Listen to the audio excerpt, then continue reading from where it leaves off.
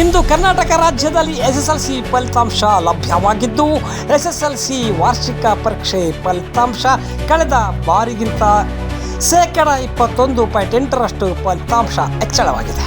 SSLC ವಾರ್ಷಿಕ ಪರೀಕ್ಷೆ ಫಲಿತಾಂಶ ಪ್ರಕಟವಾಗಿದ್ದು, ಜಿಲ್ಲೆಗೆ 92.25% ಫಲಿತಾಂಶ ಲಭಿಸಿದೆ.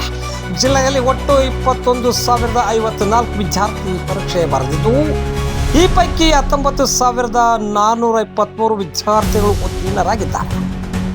ಎಸ್ಎಸ್ಎಲ್ಸಿ ಫಲಿತಾಂಶ ಪ್ರಕಟವಾದ ದಿನವೇ 16 ವರ್ಷದ ವಿದ್ಯಾರ್ಥಿಯೊಬ್ಬ ಆತ್ಮಹತ್ಯೆಗೆ ಶರಣಾದ ದುರ್ಘಟನೆ ಚಿತ್ರದುರ್ಗ ಜಿಲ್ಲೆಯಲ್ಲಿ ನಡೆದಿದೆ. ಅಯಾನ್ ಬ್ಯಾಗ್ ಎಂಬ ವಿದ್ಯಾರ್ಥಿ ಮನೆಯಲ್ಲಿ ಯಾರೂ ಇಲ್ಲದ ವೇಳೆ ನೇಣು ಬಿಗಿದುಕೊಂಡು ಆತ್ಮಹತ್ಯೆ ಮಾಡಿಕೊಂಡಿದ್ದಾನೆ ಎಂದು ಪೊಲೀಸರು ತಿಳಿಸಿದ್ದಾರೆ. ಘಟನೆಯ ಮುನ್ನ ತಂಗಿಯನ್ನ ಮನೆಯಿಂದ ಹೊರಗೆ ಕಳಿಸಿದ್ದಾನೆ ಎಂಬ ಮಾಹಿತಿಯೂ ಸಹ ಲಭ್ಯವಾಗಿದೆ. ಚಿತ್ರದುರ್ಗ ಹೊರಪೇಟೆ ನಿವಾಸಿಯಾಗಿದ್ದ ಅಯಾನ್ ಕೆಲವು ದಿನಗಳ ಹಿಂದೆಯೇ ಸಾಮಾಜಿಕ ಜಾಲತಾಣವಾದ ಇನ್ಸ್ಟಾಗ್ರಾಮಿನಲ್ಲಿ ಆತಂಕ ಹುಟ್ಟಿಸುವ ರೀತಿಯ ಸ್ಟೇಟಸ್ ಹಾಕಿದ್ದಂತೆ.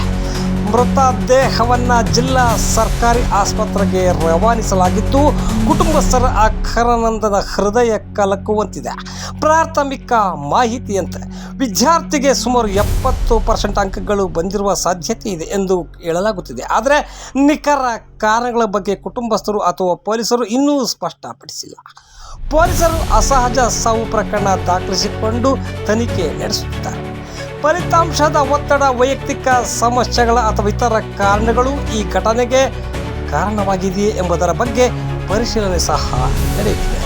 ತಜ್ಞರ ಅಭಿಪ್ರಾಯದಂತೆ ಪರೀಕ್ಷಾ ಫಲಿತಾಂಶದ ಸಮಯದಲ್ಲಿ ವಿದ್ಯಾರ್ಥಿಗಳಿಗೆ ಮಾನಸಿಕ ಬೆಂಬಲ ಮತ್ತು ಮಾರ್ಗದರ್ಶನ ಅತ್ಯಂತ ಅಗತ್ಯ.